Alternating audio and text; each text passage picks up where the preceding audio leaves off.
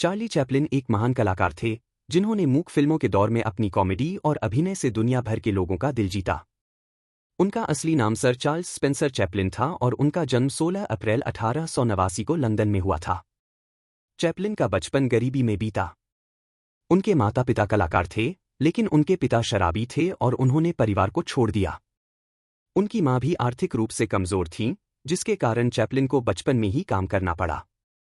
उन्होंने छोटी उम्र में ही स्टेज पर काम करना शुरू कर दिया था। चैपलिन ने 1913 में अमेरिका में फिल्मों में काम करना शुरू किया। उन्होंने द ट्रैम्प नाम के एक अनोखे किरदार को जन्म दिया जो दुनिया भर में लोकप्रिय हो गया। ट्रैम्प एक ऐसा किरदार था जो गरीब और असहाय लोगों का प्रतिनिधित्व करता था।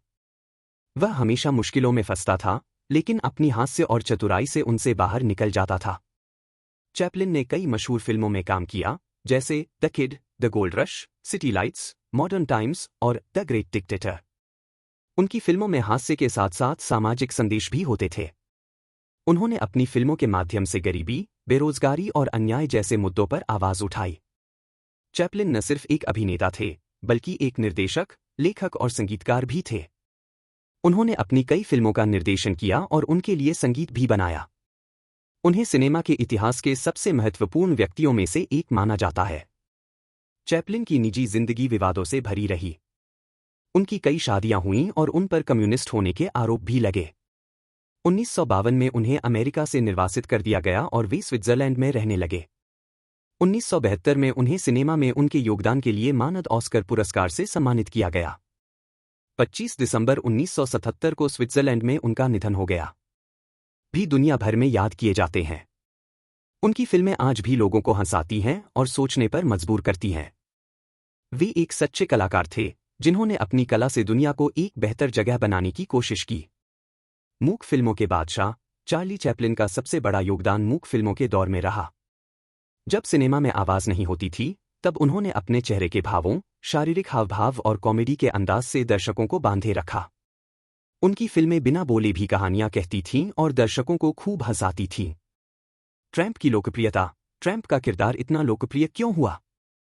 ट्रैम्प एक गरीब, बेघर और थोड़ा अजीब दिखने वाला व्यक्ति था, लेकिन उसमें एक मासूमियत और जिंदादिली थी। वह हर मुश्किल का सामना हंसते हुए करता था। दर्शकों को उसमें अपनापन नजर आता था। वह आम आदमी का प्रतिनिधित्व करता था, जो मुश्किल हालातों में भी हार नहीं मानता।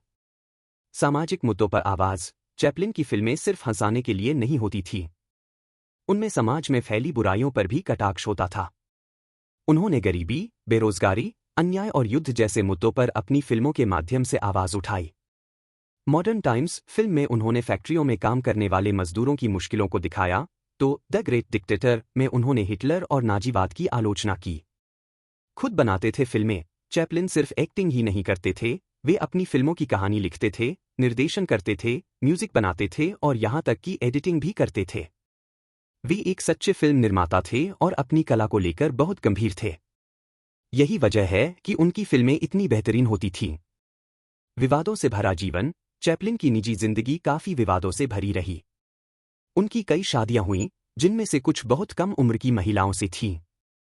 उन पर कम्युनिस्ट होने के आरोप भी लगे, जिसके कारण उन्हें अमेरिका छोड़ना पड़ा। हालांकि इन विवादों के बावजूद उनकी कला और उनके योगदान को कभी कम नहीं आंका गया। आज भी प्रासंगिक। चार्ली चैपलिन भले ही अब नहीं रहे, लेकिन उनकी फिल्में आज भी देखी और पसंद की जाती हैं। उनकी कॉमेडी टाइमलेस है, यानी वो कभी पुरानी नहीं लगती। उनकी फिल्मों में दिखाए गए सामाजिक मुद्दे आज भी प्रासंगिक हैं। चार्ली चैपलिन एक महान कलाकार थे और उनकी कला हमेशा लोगों को प्रेरित करती रहेगी। प्रभाव। चैपलिन का प्रभाव सिर्फ कॉमेडी तक सीमित नहीं है। उन्होंने कई फिल्म निर्माताओं और कलाकारों को प्रेरित किया। उनकी कहानी कहने की शैली, उनके किरदार और उनकी सामाजिक टिप्पणियों ने सिनेमा की दिशा बदलने में महत्वपूर्ण भूमिका निभाई। चार्ली चैपलिन एक अद्भुत कलाकार थे और उनकी विरासत हमेशा जीवित रहेगी।